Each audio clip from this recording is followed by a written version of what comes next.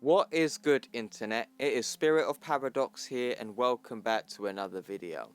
And today we are going to be doing the breakdown and review of Ultimate Invasion issue number 2.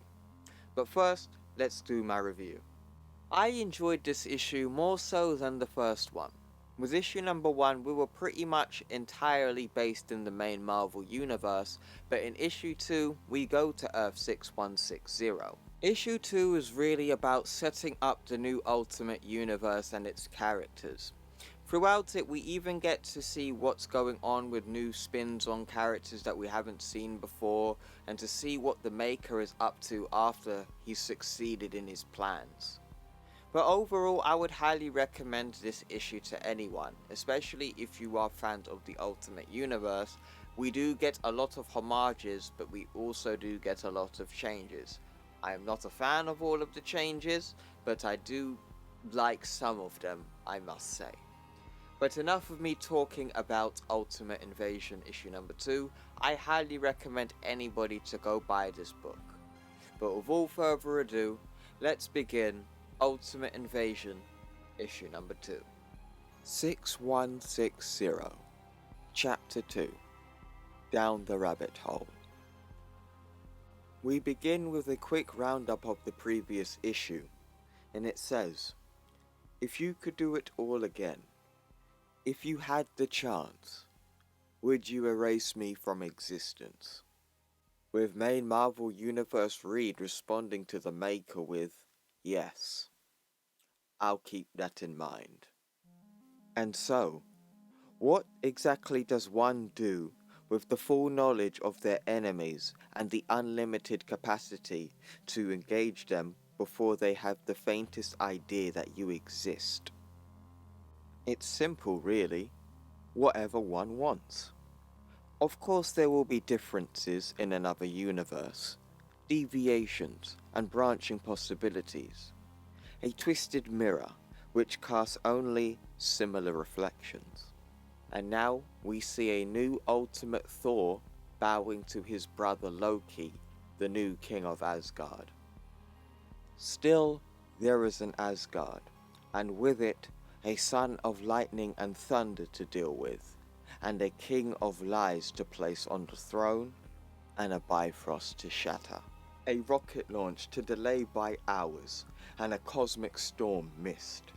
The fantastic reduced to something more manageable. However, regardless of my actions, mankind will still be slavish to its nature. There will still be wars and weapons of wars, and men who make such things. Bullets will always be fired, and bombs will always explode. There will be fallout to manage, and it will be by one monstrous means to another. But there will also be vacuums, bits of history that seem impossible to not be there. For example, I found no man in the ice to murder. It seems this world never had a super soldier to lead them. No paragon of a better time, full of better men. It was fitting to find a world that craves me. Once, I remade myself from ordinary hero to maker.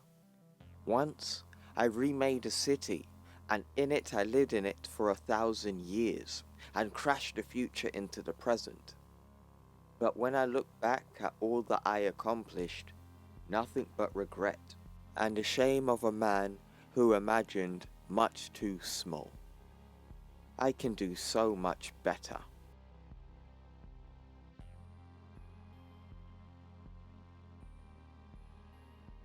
We actually have a special page in this issue. We have a Maker memory log called World Experiment 6160. This spreadsheet basically tells you the status of the heroes that you might know, and also the artifacts that the Maker has taken from them. So I believe these are just like a souvenir or a sample that he obtains from the heroes, and that's what I probably think the artifact means. But take a look at this sheet and let me know what you guys think, and I'll do a breakdown later in the week about this. On Earth 6160, Manhattan, we see Ultimate Iron Man, flying across the sky in New York City. And this is actually a homage to the issue where the debut of Ultimate Iron Man was in The Ultimate. He flies by one of the buildings as people try to take pictures of him as he flies past. Is this something new, or does he always have to show off like this whenever he takes a new suit out for a spin? And Tony Stark says, "Every single time, Mr. Stane. Sometimes I don't think Dad even considers a complete test run until he's waved at every lady in the upper middle management in the city." Don't believe a word of it, Obadiah. As my dear son is aware, I only stop to wave at the very pretty ones. Ugh, oh, here we go again. It's a little much, isn't it, Mr. Stark? Hasn't the world had enough of the whole playboy billionaires getting everything they want and deserving absolutely none of it? Well, I wanted the perfect English butler, and just look what I had to settle for. And you shouldn't be so angry that the technocrats won, Jarvis. Things could have been much, much worse. But speaking of what I want and wanting is right now, what happened to those vodkas and orange I asked for? Vodka and orange? It's 10 AM, Howard. Yes, people, I was very specific with my words. Howard Stark in Earth 6160 is Ultimate Iron Man. Not in Latveria, old boy. Cheers, by the way. Some time goes by, and Howard Stark and Obadiah Stane go for a walk and talk privately. So, at the risk of, once again, being lectured by my lifelong friend and trusted business partner, are you sure I have to do this? It's time, Howard. No one begrudges your abilities, especially not me. But the two of us sit at the head of the umbrella corporation that literally runs this part of the world. There's a political aspect to this. You need to get out of the lab and show that billion-dollar face. Let the people love you. There's more important things out there than building miracle machines and life-altering inventions. Tell that to all the people who, thanks to me, no longer have to suffer from heart disease or die from 12 different kinds of cancers. I've never needed the applause, Obadiah. I'm happy settling for the results. No one's ever questioned your gifts, Howard, but what exactly do you think a society that wants for nothing does with its idle time and ever-increasing concerns about the real need for people like you and me? Howard Stark responds, "Sounds like a legitimate complaint and a real problem for the public face of Stane and Stark Industries. Did I ever let you know how glad I am that that's not me?"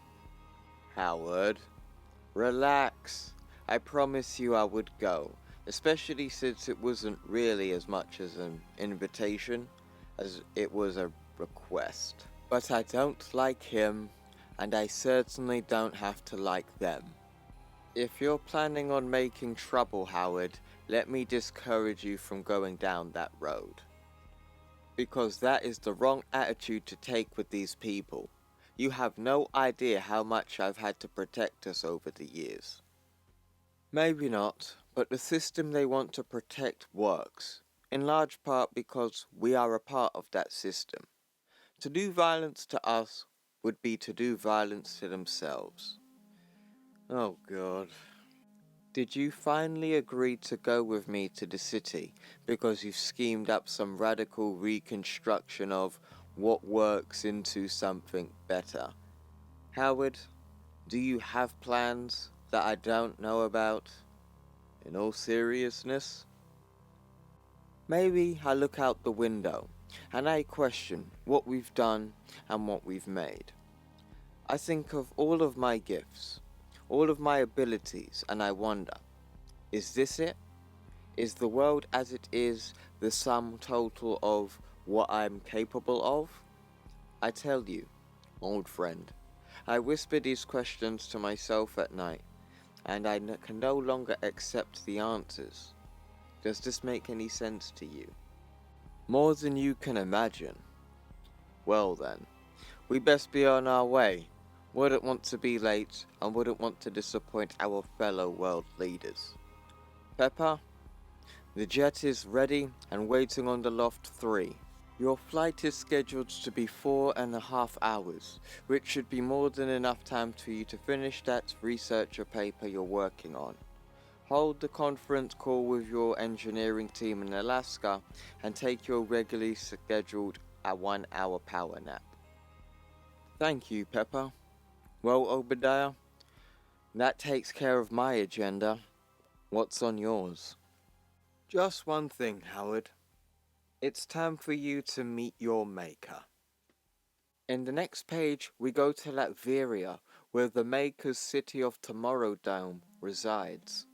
There's even a red carpet event for the whole situation, and the reporters say, and so, after 2 weeks of disappeared without any indication of how long he and his city would be, shielded in isolation, word has reached us that the doors of the city will be thrown open and the great convergence of the incorporated nation states will occur. To that end, attending today's event is a who's who of this golden generation. And there they are, Obadiah Stane and the mercurial Howard Stark, the world's the finest technicians in American technocrats, true wizards of invention, and relentlessly force their nation forward. Well, there goes my favorite Hulk of all time. Now we have Pedo Priest Hulk instead. It is said that the enlightened children... Oh gosh. The enlightened children of the eternal light shine as brightly as they do, because they rest under the shadow of the protective hand of their highest holy man, the legendary and immortal Hulk. Now Ultimate? No? Fucking piss take. Anyway, a testament to the power of serenity, and the epitome of those who resist the seductive call of rage and revenge. Oh, so this is a Hulk priest, likes to roll around with little children, and he has basically controlled his rage, so he's a smart Hulk. In my last video I said I fucking hate smart Hulks. So you know what that means? Yeah. With the unforeseen consolidations with the three Pacific clans who could lay claim to the seat of power, it was an open hand of the ascended Hada-Yoshida alliance that has gained supremacy over the... Only here under the white flag of peace, the Rasputin family needs no introduction. Infamy and fear precede them. Biology and evolution relentlessly pursues them. And that's just the... Hold on a second. I'm getting word now that, yes, as the city watches, the city is beginning to open, as we see two big doors open up with two armed guards escorting the Maker. As the Maker and his guards walk down the stairs, the crowd goes nuts, taking their pictures and shouting, and the Maker sees the heroes in his visor and says, "Well, I'm waiting." And then we see a giant portal in the middle of the sky opens up. And then we see different versions of the heroes that we've seen in the past come down and attack them. Different versions of Thor, Captain America, Wasp, Nimrod merged with Vision and Giant Man descend from the portal and say quickly and carefully, "Just the Maker and the other acceptable targets, no one else." Hell breaks loose as we see lightning go everywhere and tries to hit the Maker with it, but luckily he has these orange force field shields. As the heroes from this other universe are attacking everything, we see Obadiah and Howard Stark wonder what's going on. Obadiah, what the hell is... No idea. You don't happen to be wearing a portable suit, do you? You told me not to come armed. And when exactly did you start listening to me? Fair point. I won't ever make that mistake again. Obadiah calls in his own Iron Man suit and says, "That's a good idea. As a general rule, never listen to someone who doesn't follow their own advice." And we see the suit come in towards Obadiah Stane and start wrapping itself around him, and then makes this new Iron Man suit. But I got a question. Is this the new Ultimate Ironmonger or the Ultimate War Machine suit? Because this is pretty much damn near close to either one of them, so you guys have to choose. And he says, "Get clear of this. I can handle it." The heroes and the multiversal heroes are battling it out, and it's full out war here. We see different versions of Captain America getting punches and getting some kicks in. Obadiah Stane fighting different versions of Thor and Vision and so on and so forth. And then we see the Maker with his guards, who are protecting him with these force field shields. As we see all of the heroes try to go at him with these energy beams, none of it is effective against the Maker. But one of the Vision clones comes in behind Obadiah Stane and shoves his hand right through his chest. As Obadiah Stane's suit takes critical damage, he gets quickly outnumbered. As Howard Stark tries to save him, Obadiah's like, "It's too late. Damn it, the suit's going critical. And I'm sorry, Howard. I'm not going to make it." As we see multiple Vision clones are holding him down, as multiple Thors are using their blasts to destroy him. And then boom. Obadiah and his suit explode, sending Howard Stark flying. Very similar to how Tony Stark takes the explosion when becoming Iron Man. And we see the fallout. We see one of the Thors on the ground with a burnt face and a broken helmet as they continue to fight on. As Howard Stark lays dormant on the ground, we see one of the Thors and Visions try to go after this pedo priest Hulk as he protects the children. But as this is happening, the Hulk tries to go in for a punch, but then everything cuts away and goes black. Howard? Howard? Howard? Howard? You can wake up now. Can you hear me? What? What's happened? Terrible news, I'm afraid. Obadiah Stane is dead. Yeah, I saw it happen. I wish there was time to grieve, but time is something we have very little at the moment. Take a look. What the? Then we see all of the heroes from a different timeline or universe are all locked up behind this glass cage. And my question is, why didn't we get to see that happen? Like, what the hell is wrong with you people? Like, I want to see that fight. But Howard Stark asks, who are they? They are from the future. Temporal suicide bombers, here to erase me and possibly you from history. Why? That's the question, isn't it? Does it make you fear about the terrible things you're going to do in your future? Or does it anger you that they tried to rob you of one before you had the chance? Honestly, I'm not sure if I've ever bought into the whole idea of static temporal states, but no, because it's a cause and effect, looping around each other. No snakes, no tails. Want to find out? How are you going to? Then we see these armed guards enter the room, pushing these civilians in, and even they are asking questions. Why are we here? Have we done something wrong? Is there some reason for this? Shh. In the city, we've gotten very good at genetic engineering, cellular legacies, protein arachology, and recognizing the historical genetic markers.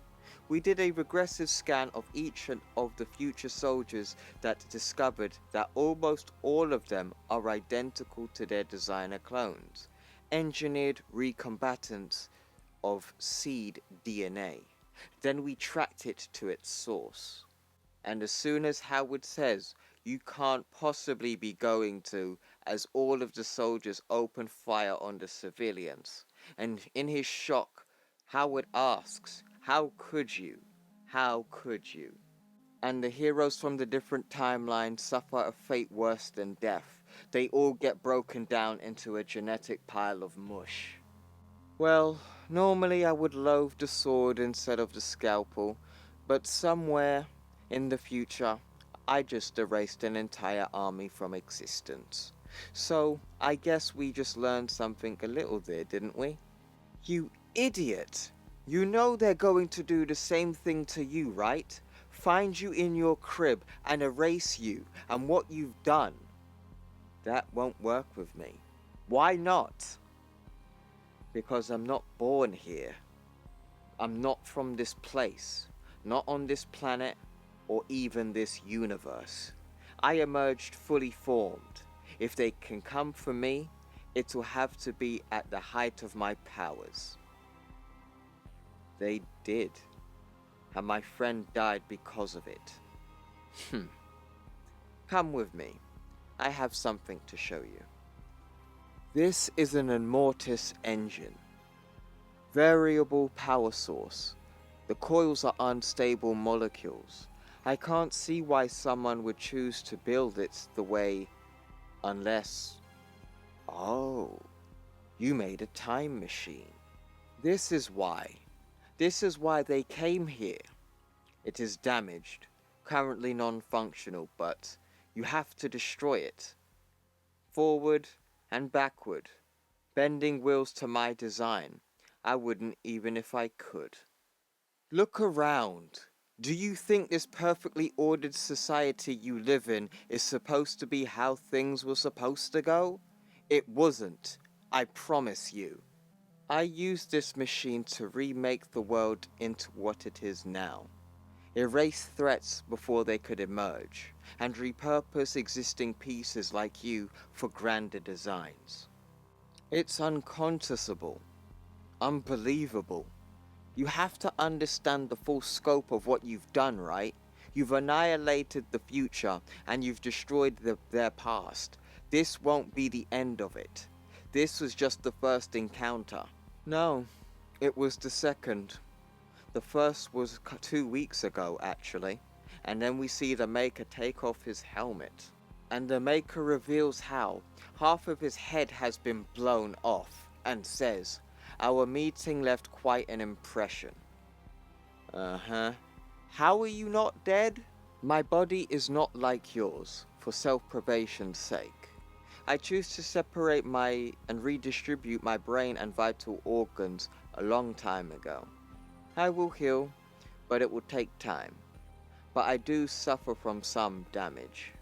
My memory is impaired, flawed, fractured. I can't trust what I remember because I'm remembering things incorrectly. What I do know is, I need you more than anyone else on this world, and maybe others. Why? Because, Howard Stark, I believe you are the one who built this machine. And that is where the end of Ultimate Invasion issue number 2 ends. That was issue number 2 of Ultimate Invasion. And I've got to say, it was very fun. I had a lot of fun reading this, except for the Ultimate Hulk section, which I hope he gets retconned now. But other than that, man, I really liked this issue. We got to see some world building, we got to see new spins on Ultimate Universe characters. But it's all down to you now. What do you guys think in the comments below? Do you like the new changes? Do you hate them? Or do you think I'm just being a sourpuss? You know what to do in the comments, folks. If you guys are fans of the Ultimate Universe, this is the channel you want to be on. I do breakdowns of the comics, and I also do theories on what is going on, and also with Ultimate Invasion as well. So thank you very much for watching, and thank you for all of your continued support, and I will see you in the next video. Take care.